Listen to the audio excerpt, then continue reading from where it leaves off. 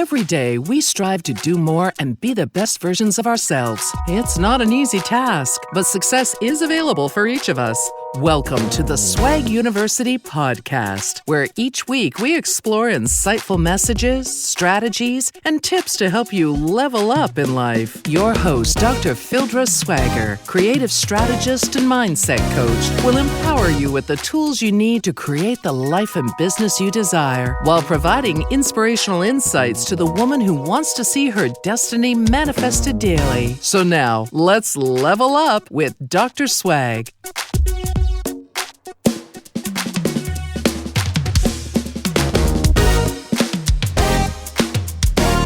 Hey, everybody, it's your girl, Dr. Swag. I am here today with an eagle. I love it. She always refers to her tribe and her sister circle as eagles. You cannot meet this woman without knowing that you are about to soar high. I have today for you just a wealth of knowledge embodied in a little petite woman, Miss LaFern Batie. LaFern is here to share with us just a ton of knowledge about how to get to the next level. How you doing today, sister? I am fabulous. Thank you so much for having me, Dr. Swag. I'm glad to be here. It's a pleasure to have you. It's a pleasure to have you. So, LaFern Batie is the CEO of the Batie Group, which is a management consulting firm. She's a business strategist, leadership consultant, corporate trainer, and keynote speaker. But most of all, she is the strongest, most informative, direct sister that I have ever had to encounter a pleasure of meeting in the executive coaching space. LaFern is so polished in how she takes her clients and leaders from a place of conceptualization to a place of excellence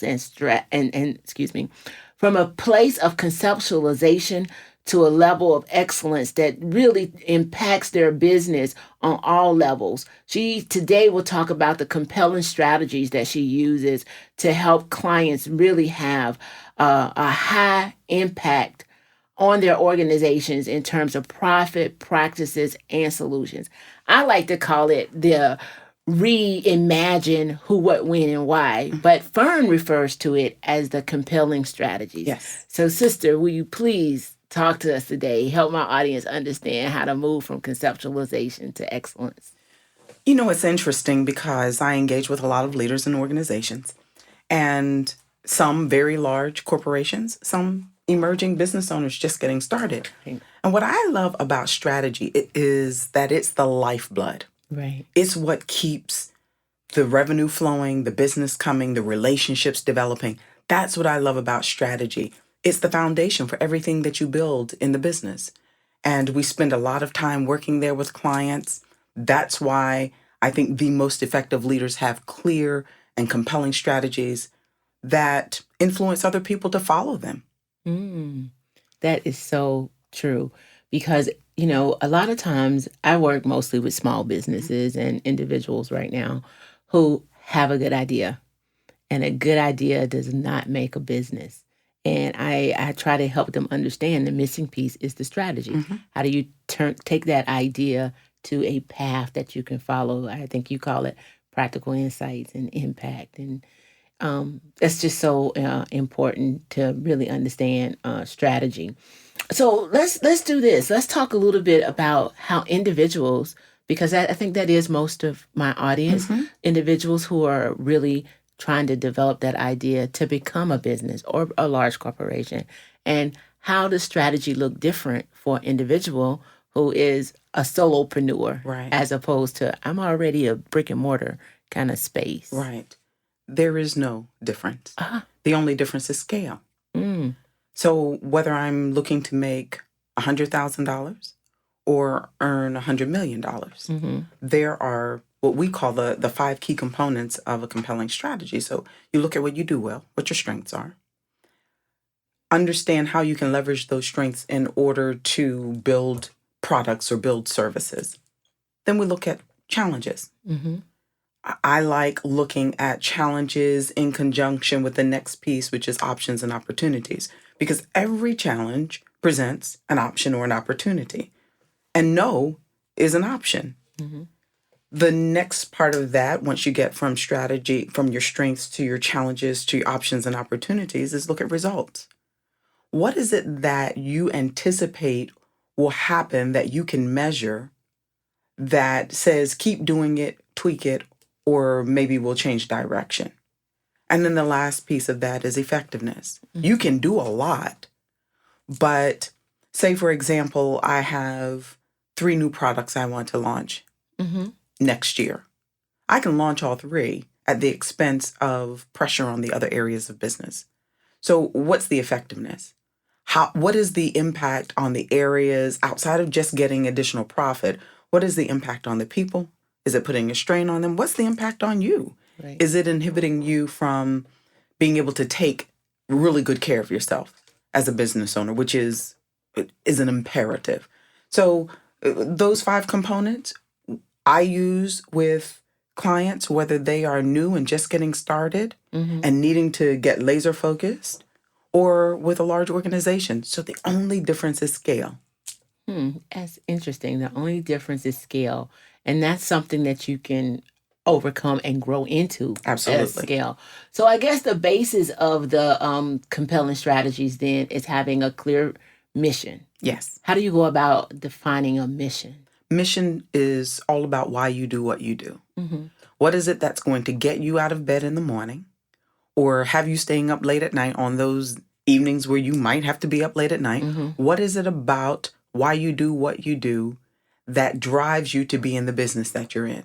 So I think of the likes of Apple computers. There are a lot of companies that sell computers, but Apple knows that the design of their products, the interface with their customer service agents who are exceptional, and the vision that they have for what they're going to do way down the road before we even see products and services. They know why they do what they do, which is to provide this experience to use technology as an interface so that you can enrich your life. So that's really in a nutshell what they do. We don't buy just a product, we buy the whole Apple experience. Right. So when I think about what we do in our businesses, the question is always, so why do I do it? What is it that I want to do outside of coaching executives or training leaders or working with small business owners? What is it that drives me, just sticks with me so much so that I can't sleep if I don't do some work in that area? That's the why. Yeah. So can a compelling for a small business person, an individual, is it true or can you have a personal compelling why as well as a business professional compelling why? It can be. The closer the relationship between what compels you personally and what you actually do in the business, the closer they are aligned, the stronger the possibility you're going to stay in it for the long haul. Now, how you do it might change. Right. But the reason, I'll think about a typewriter. A typewriter is a methodology. Gosh, we don't even use those anymore. Right.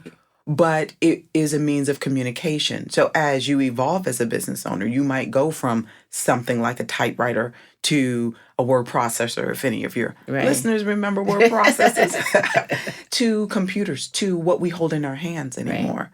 All are communications devices. But if you are married to a mission of making sure people can communicate effectively and clearly and easily, then you will evolve as the way you deliver the service or product evolves. Right. And I can use myself as an example in that, as you know, I'm an educator. Yes. And I started out as an educator, as a special educator because my sister had a delay. And it was always important for me to make sure that once I understood that she had an issue, how another child would be not left behind or labeled because of their limitations, intellectually, so forth.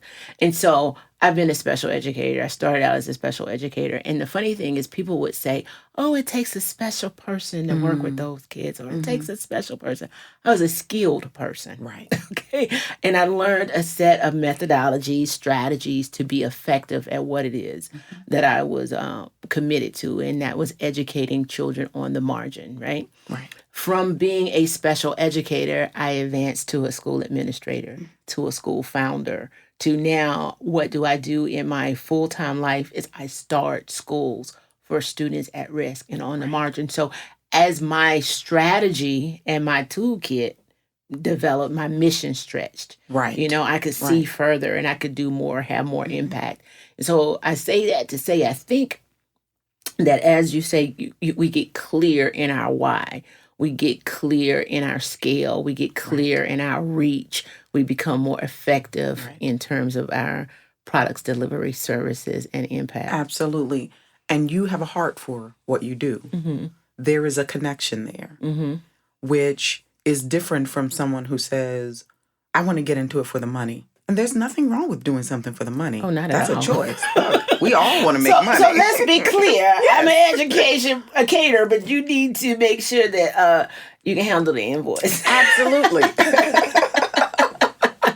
And that's really important. I look at it, it's funny we're connecting here because I consider myself an educator and I have been for all my life. I've always loved the teaching process. I love the educational process.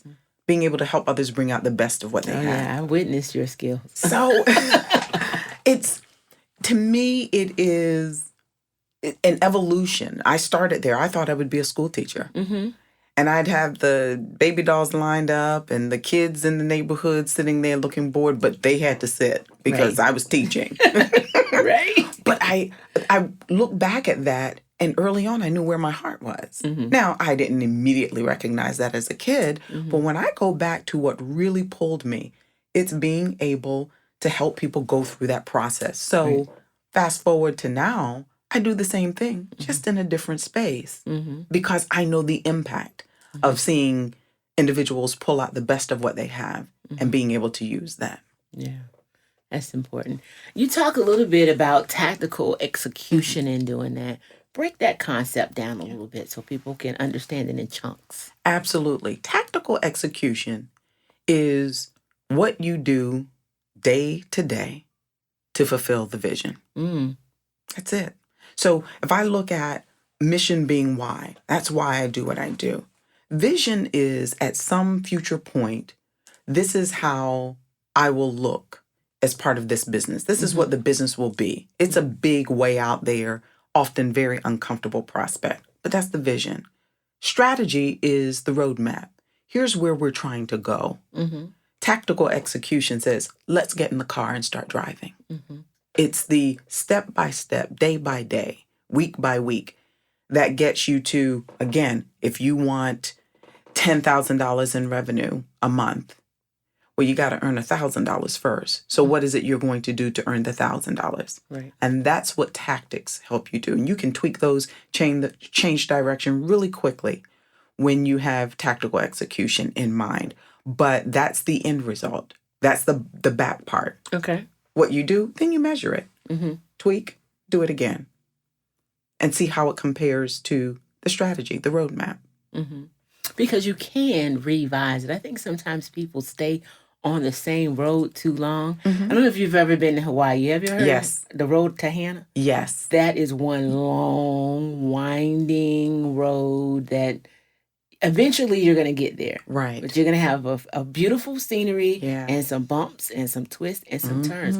And I think people stay on the... I guess you could look at it in two ways. Sometimes you stay on the road too long. Danger is ahead. That is not the road you should be on.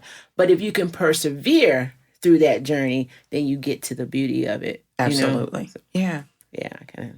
And there are, in most situations, there are no shortcuts. It's... I was thinking about business this morning and I said, I'm going to stop saying it's hard. It is challenging. It's a discipline. And discipline, challenging experiences just require something deeper from you. Right. If I look at it as being hard, it might inhibit my progress or change the way I think about it. But I know... if I'm on that road, and I like that visual, if I'm on that road, at some point I know, look, I'm just pacing myself. Right. But I'm still moving forward. Right. If I'm going around and around in circles, and it's not getting me any closer to the destination, that is the first flag that says it's time to reevaluate, reassess where you are. So true. I don't know why, but it just came to my mind. I heard a sermon the other week, and the pastor said, what you don't want is to have life in a rocking chair. Mm. And he said, life in a rocking chair gives you something to do, but it takes you nowhere. Right. Isn't that something? It is. I was like, I had never really thought about the analogy in that way. Right. But I think most people want life to be more than something to do. Right. You know, you have to take the journey. You have to be on the road. Absolutely. They want it to be more than something to do, yet the rocking chair is so comfortable. So comfortable. Yeah. So if I can stay here, Mm-hmm. I don't have to face the danger of making a choice. Right. And perhaps it doesn't work out. Yeah, let's talk about that one a little bit, Mm-hmm. because I can even tell you that I know there are women listening who are in those rocking chairs, and it's just comfortable. Yes. It's okay. I have the kids are in a good place. Mm-hmm. The bank account is secure. I can sleep a little easier. Right. And I've always wanted to do that thing, but the rocking chair and the sun feels good on me. Right. You know, how do you get people to believe in themselves, shift their mindset? Because I think it's just a small shift that you Right. need. How do you work with clients to help them really understand you can get off of that porch and get out of that rocking chair? You know, I think about, and I often ask this question, how would you feel if you didn't do it, if you never accomplished it, if you never took a step, regardless of how far you go? How would you feel about that? What I believe in is a life of no regrets. Mm-hmm. Yep. Make plenty of mistakes. Yeah. Trip and fall. But what I can honestly say is there has to be more fulfillment in making the decision, as difficult as it is, as uncomfortable as it is, taking that chance and saying, at least I tried. I don't want to die with regret. Yeah. And I don't want any of the clients I serve to die with regret, Yeah. or die with downscaling, Right. whatever it is they really want to do. Try it. Yeah. Yeah. Don't live small. No, absolutely I had not. a friend, I used to say, do you understand that you are living beneath your blessing? Mm-hmm. And all of us have been blessed with a gift, a tool, a talent that is uniquely ours. Right. And it may take you years to discover it, but when you discover that is your it, Right. there is nothing you can do to put it back in the bottle. Right. And I think getting off the porch, getting out the rocking chair, getting on that road is the beginning of discovering your it. Absolutely. And how often do we pray for something? Right. And when it shows up, or something that resembles it shows up, we discard it. Mm-hmm. I equate it to being given a beautiful piece of jewelry, but rather than wear it, I keep it tucked away in a jewelry armoire or a jewelry box. Mm-hmm. Not because no one else gets to see it, but because I don't get to experience wearing it and having the joy that that beautiful piece brings to me just by being connected with it. To me, especially for clients I work with, and I know where they are on their spiritual journey, it is the biggest affront to the prayers that have been answered that we are just too uncomfortable to walk in. Wow. We're not promised that it's going to be easy, Right. but we're promised that everything we need will always be available to us. Yeah, that's true. And the only thing standing between me and the opportunity, or me and the discomfort of trying to get to it, is me. Nobody else, just me. That's powerful.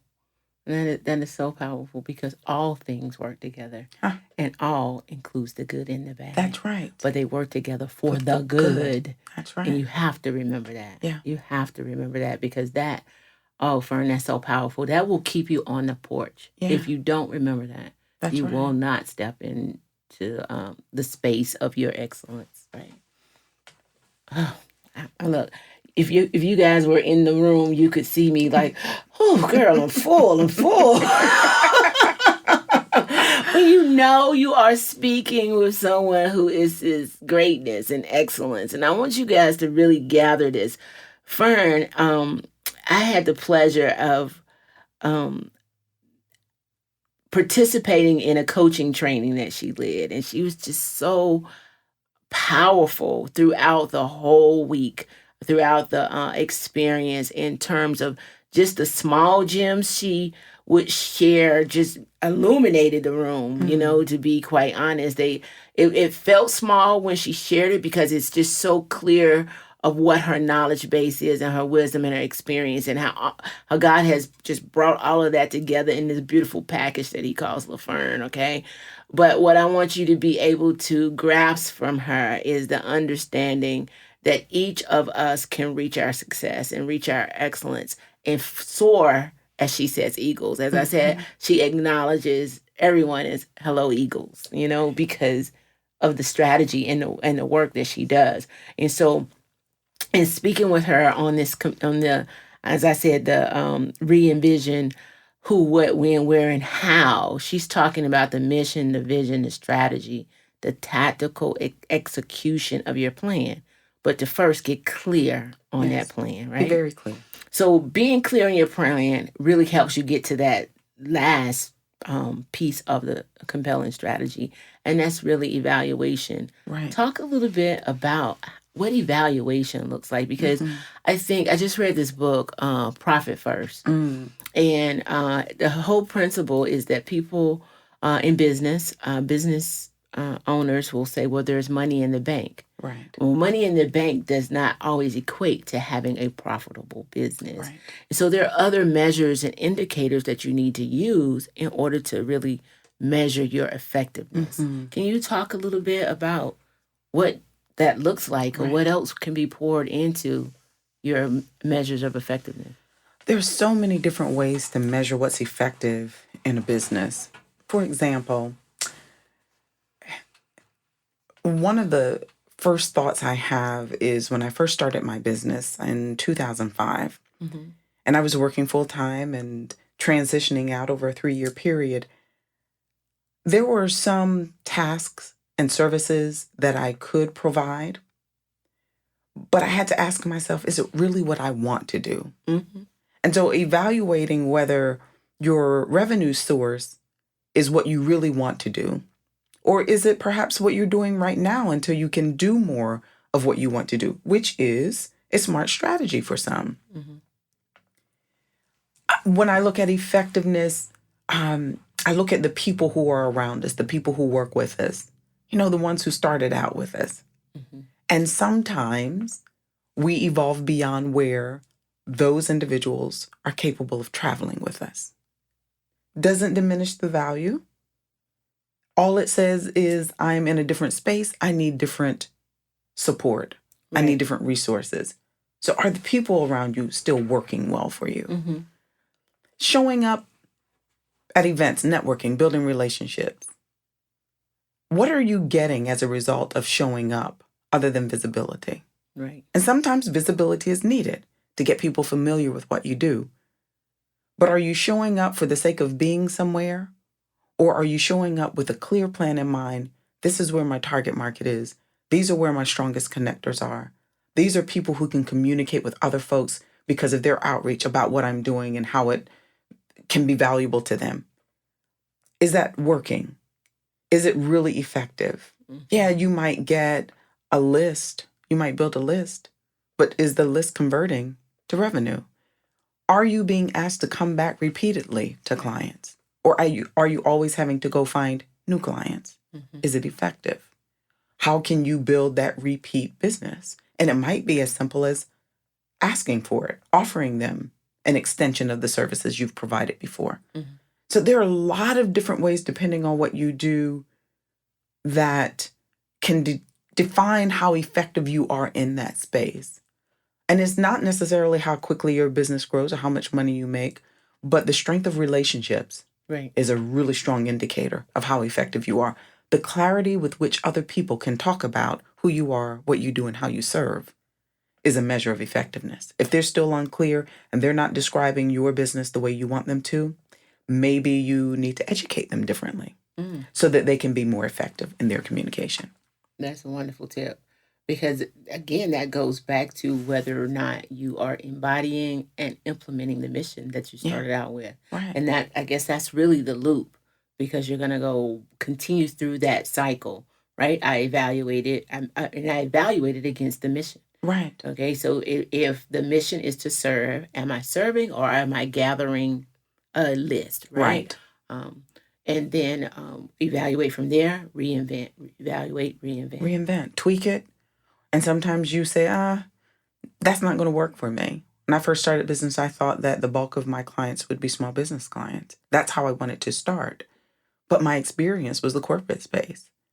And I realized that I had natural, already existing connections in the corporate arena.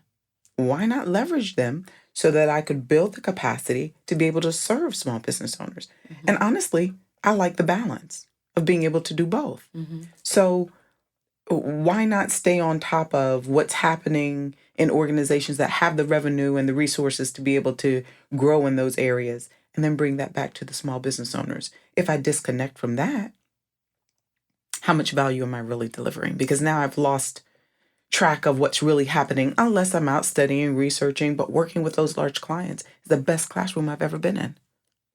That makes great sense because at the end of the day, small businesses, whether they really own it or not, are and in business to grow into larger organizations. So if you start on this end and bring those knowledge, those kernels down to the small business, they really are more effective and impacted there. I'd much rather have a business that when I got to the end of it and said, you know what, I don't want to do this day to day anymore, that I have something of value that I can leave as a legacy or that I can sell and retire on the profit.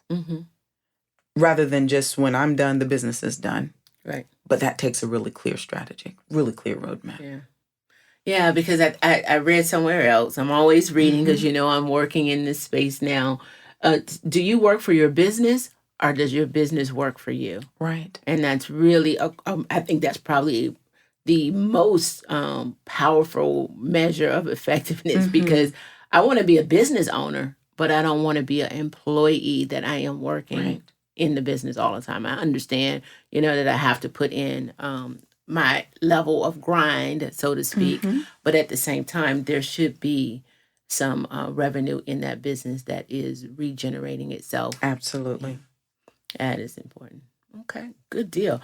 So, Fern, what is the best business book that you have read that you would recommend to our listeners?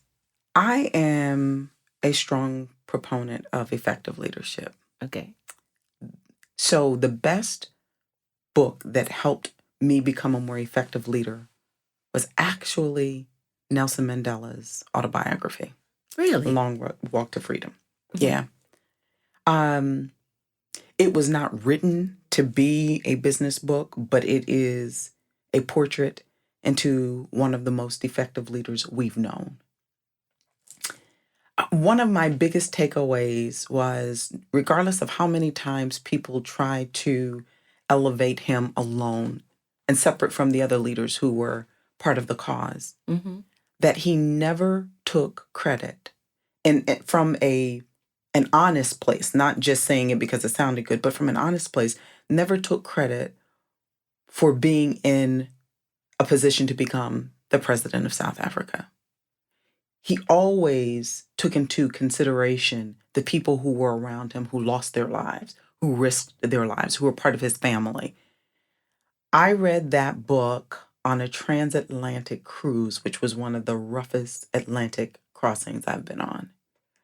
And I believe insights to how he survived all of those years in prison helped me have a different perspective walking in a free space about what the opportunities were for me to develop as a leader, which trickles down to how I lead the business. All the hurdles in the world that could have been thrown up, threatening the family, everything that he knew, but he didn't lose himself. And that taught me a lot about, even in this business that I love, I will never lose myself. There are some things that I hold on to that are so near and dear to me that I know a way will always be provided.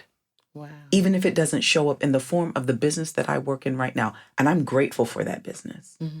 But that book changed my life, changed the way I viewed my capabilities as a leader and the importance of having a strong tribe around me that can lift me when I don't feel like lifting my own wings. So it taught me a lot about how to engage, because business is relationship. Mm-hmm. That's what business is. And if you can't master relationships, it will make running the business much more challenging. So I learned through his story how to master relationships. Wow, that is so very important. And that is a perfect way to wrap up our conversation, because I appreciate this relationship. I appreciate the fact that I can pick up the phone and call an eagle and say, will you come and soar with me? And that you are here. And I want all the listeners to know that it's important to have that network, whether most of my listeners are female. So that sister tribe or whatever network circle that is. So that is so important. And I am so appreciative. Oh, the feeling is mutual. Thank you. Thank welcome. you. So guys, as always, stay blessed to be a blessing. This is your girl, Dr. Swag, with my girl, LaFern Batie. You can find LaFern Batie at the Batie Group. LaFern, tell them more how to reach you. At thebatiegroup.com. That's BATIE, thebatiegroup.com. I'm on most social media platforms, and the good thing is I have a unique name. So if you look for LaFern Batie, there's only one. Truth be told, you guys have a wonderful day, and it is a pleasure, as always. Stay blessed to be a blessing. It's your girl, Dr. Swag.